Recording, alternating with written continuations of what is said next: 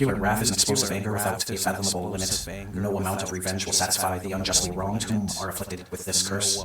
In wrath's heat, all life is never innocent, and nothing excuses this sin. To simply exist becomes the justification for a victim's destruction.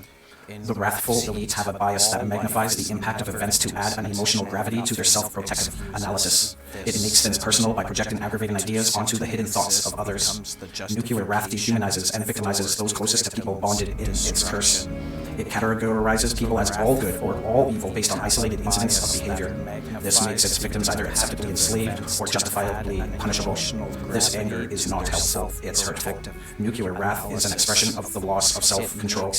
When triggered, we must focus and slow our breath. With each breath in, we must observe our senses. With each breath out, we release our tension. Breath by breath, we move ourselves forward through time, relaxing our bodies and focusing our mind so that we may take control through breathing slow. We gain control through breathing slow. We gain control through breathing slow. Anger is an effective tool to preserve dignity or change the world in an effort to nurture our joy. That being said, regular exposure is not without consequence. Like fear, anger is energizing. Our emergency fight or flight response system floods our bodies with hormones that promote immediate action to flee with or to become violent. And the angry mind rarely runs away.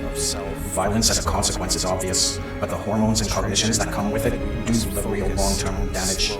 Cortisol may be commonly known as the stress hormone. This is because it is a dominant hormone released in stressful moments. Cortisol is actually a blood coagulant.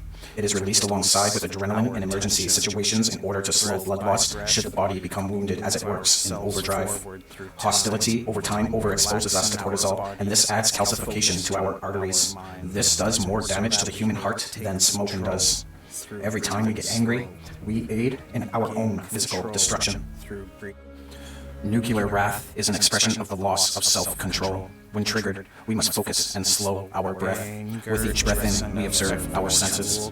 With each breath out, we release our tension. Breath by breath, we move ourselves forward through time, relaxing our body and focusing our mind, so that we may take control through breathing slow.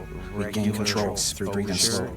We gain control by breathing slow. The thoughts we think will determine how easily an event triggers our wrath. The more we think about something, the more our neural pathways are reinforced. This makes it not only easier to fall into a particular thought pattern, but will also make it routine. Every time we get angry, we wire our brains to make sure we will get angry again, quicker and more ferociously.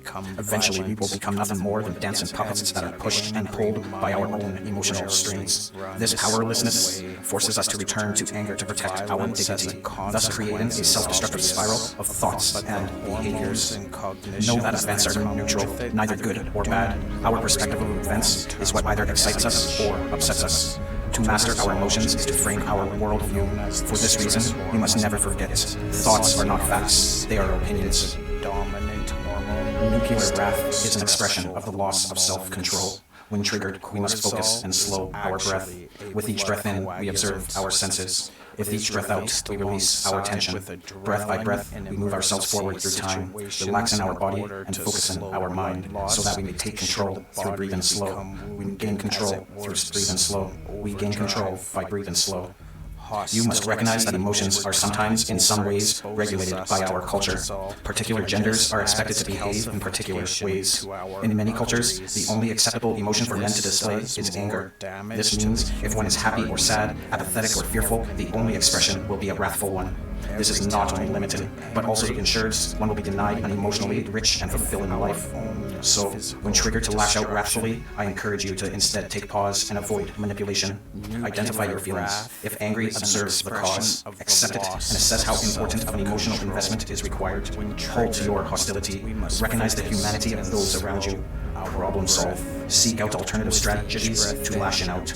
Avoid impairing your judgment with drugs or alcohol. But most importantly, focus and slow your breath. With each breath in, observe your senses. With each breath out, release all tension. Breath by breath, move yourself forward through time, relaxing your body and focusing your mind, so that you may take control through breathing slow.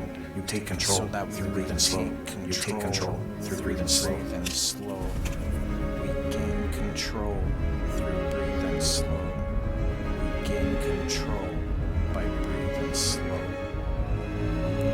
The thoughts we think will determine how easily an event triggers our wrath.